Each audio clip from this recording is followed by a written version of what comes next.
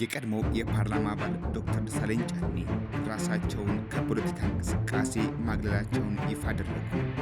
ባለፉት 5 ዓመታት የሕዝብ ተወካዮች ምክር ቤት አባል የነበሩት ታዋቂው ተቃዋሚ ፖለቲከኛ ዶክተር ደሳለኝ ጫኔ የፓርላማ ቆይታቸውን ማጠናቀቃቸውን ተከትሎ ከማንኛውም ቀጥተኛ የፖለቲካ እንቅስቃሴ ራሳቸውን ማግለላቸውን ነው ዛሬ ይፋ ያደረጉት። ትናንትናው ዕለት የተጠናቀቀው የምክር ቤት ዘመን ማብቂያ ውሳኔያቸውን ያሳወቁት ዶክተር ደሳለኝ ለጊዜው በማንኛውም የፖለቲካ ፓርቲ ውስጥ በአባልነትም ሆነ በደጋፊነት እንደማይሳተፉ ገልጸዋል። ዶክተር ደሳለኝ ወደ ፖለቲካው ዓለም ከመግባታቸው በፊት በዩኒቨርሲቲ መምህርነት ያገለገሉ ሲሆን በጣና ሐይቅ የእምቦጭ አረም መከላከል ንቅናቄ ላይ በአክቲቪዝምና በሲቪክ ማህበራት መሪነት በግንባር ቀደምነት ሰርተዋል። ባለፉት 8 ዓመታት በኢትዮጵያ ፖለቲካ ውስጥ ከፓርቲ ምስረታ እስከ ከፍተኛ አመራርነት የተጓዙት ዶክተር ደሳለኝ ባለፉት 5 ዓመታት ደግሞ የባህር ዳር ከተማ መራጮችን በመወከል በፓርላማ የነቁ ተቃዋሚ ሆነው አገልግለዋል። በዚህ የፖለቲካ ጉዞአቸው ወቅትም ለ45 ቀናት መታሰራቸውን አስታውሰዋል።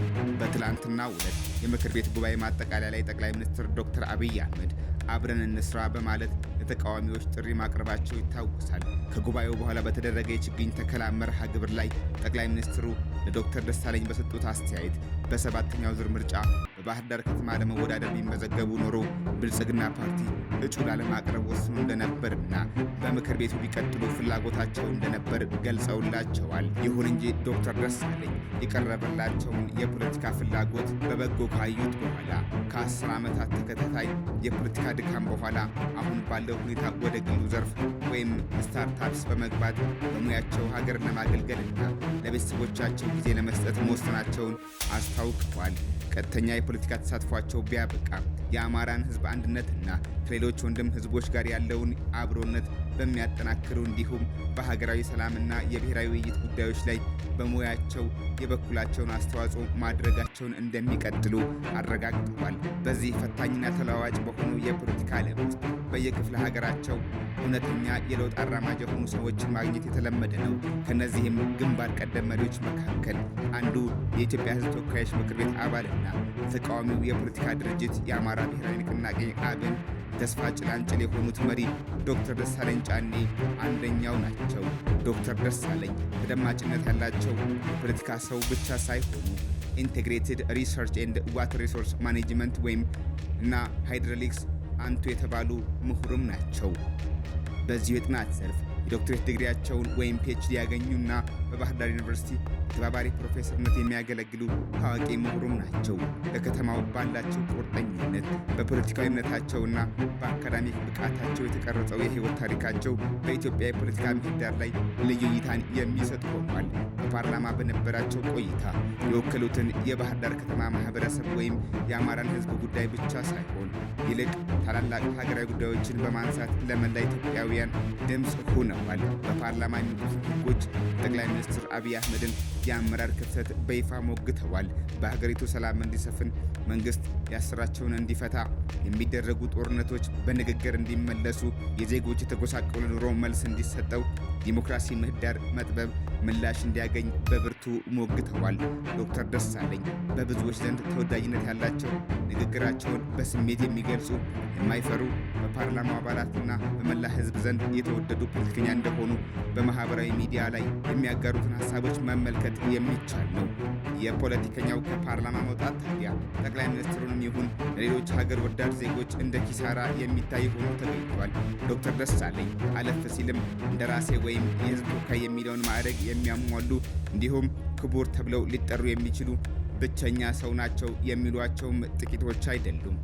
ዶክተር ደሳለኝ የልጅነትና የአስተዳደግ ጊዜያቸው በማራኪዋ ባህር ዳር ከተማ ተወልደው ያደጉት ዶክተር ደሳለኝ በማደግ ላይ እያሉ በተፈጥሮና በሰው ልጅ መካከል ስላለው መስተጋብር ጥልቅ ፍቅር አሳድረው ነበር። አስደናቂው የአባይ ወንዝ በትውልድ ከተማቸው ውስጥ በግርማ ሞገስ መፍሰሱ ወጣቱ ደሳለኝ ወደ ሰፊው የተፈጥሮ ሀብትና ማህበራዊ ኢኮኖሚያዊ ጥናቶች ዓለም ውስጥ እንዲገባ አስችሏቸዋል። ይህ ስለ ውሃ ሀብት፣ ኢኮኖሚክስ፣ ታሪክ፣ ጂኦግራፊ ወሳኝ ጥያቄዎችን እንዲያነሳ በማድረግ ለወደፊት የምርምርና የአካዳሚክ ስራዎች መሰረት ጥሎላቸዋል። የዶክተሩ ከፍተኛ ትምህርት ስኬቶች ደሳለኝ ጫኔ የትምህርት ጉዞ ፍቅር፣ ታማኝነት፣ ቁርጠኝነት የተደበላለቀ ሲሆን ይህም በመጨረሻ የሙያ መስመሩን ቀርጾታል። ሁለንተናዊ እውቀትን በማግኘት ላይ ከፍተኛ እምነት ያለው በመሆኑ በርካታ ዘርፎች ልምድና እውቀት ለማግኘት ተግቷል። ደሳለኝ የዶክትሬት ዲግሪያቸውን ያገኙ ከታዋቂው የባህር ዳር ቴክኖሎጂ ኢንስቲትዩት በኢንቴግሬትድ ወይም ዋተር ሪሶርስ ማኔጅመንት የተቀናጀ የውሃ ሀብት አስተዳደር የሰሩት በፒኤችዲ ሲሆን በዘመናዊ ዓለም ውስጥ ስላለው ውስብስብ የውሃ ሀብት እርስ በርስ መደጋገፍ ያላቸውን ግንዛቤ ያጠናክሮላቸዋል። በዚህ ወቅት የሰበሰቡት ጥልቅ ምርምሮችና ግንዛቤዎች ለሙያዊና አካዳሚያዊ እድገታቸው ከፍተኛ አስተዋጽኦ አድርጎላቸዋል። ለውሃ ሀብት ያላቸውን ፍቅር ይበልጥ ለማሳደግ ደሳለኝ ከዓለማችን መሪ ዩኒቨርሲቲዎች አንዱ ከሆነው ኮርኔል ዩኒቨርሲቲ በዋተርሼድ ማኔጅመንት የውሃ ተፋሰስ አስተዳደር የማስተርስ ዲግሪያቸውን ተከታትለዋል። ይህ ፕሮግራም ስለ ተፋሰስ ሳይንስና ስለ አስተዳደር ስልቶቻቸው አጠቃላይ እውቀትን ያስጨበጣቸው ሲሆን በውሃ ጥበቃ ላይ ያላቸውን እይታ አበልጽጎላቸዋል።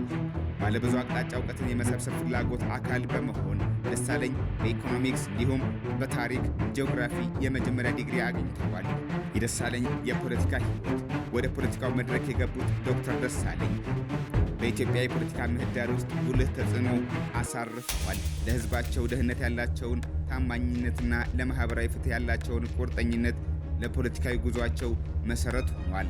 ዶክተር ደሳለኝ ጫኔ በአማራ ብሔራዊ ንቅናቄ ወይም አብን ላይ ስለነበራቸው ሚና ደሳለኝ በኢትዮጵያ ፓርላማ ውስጥ ከዋና ዋና ተቃዋሚ ፓርቲዎች አንዱ በሆነው በአማራ ብሔራዊ ንቅናቄ አብን ውስጥ ወሳኝ ሚና ተጫውተዋል። የፖለቲካ ብቃታቸውና የአመራር ክህሎታቸው በፓርቲው ውስጥ ታዋቂ ሰው እንዲሆኑ አስችሏቸዋል። ለአማራ ሕዝብ ጠንካራ ተሟጋች እንደመሆናቸው መጠን የሕዝቡን ስጋቶች፣ ምኞቶችና ፍላጎቶች ድምፅ ለማሰማት ስልጣናቸውን ተጠቅመዋል። መብታቸውና ደህንነታቸውን የሚያስጠብቁ ፖሊሲዎችና ውጥኖችን ያራምዳል። ሌላው የደሳለኝ የፖለቲካ ፖርትፎሊዮ አስደናቂ ገጽታ የአብን መስራች ሊቀመንበር በመሆን ያበረከቱት አስተዋጽኦ ነው። በእሳቸው መመሪያና አመራር ፓርቲው ለአማራ ሕዝብ ጠንካራ ድምፅ ሆኖ መነሳት ችሏል። እንደ መስራችነታቸው የፓርቲው መሰረቶች በዲሞክራሲያዊ ሂደቶችና በማህበራዊ ፍትህ ላይ ጽኑ ሆነው እንዲቀመጡ አድርጓቸዋል።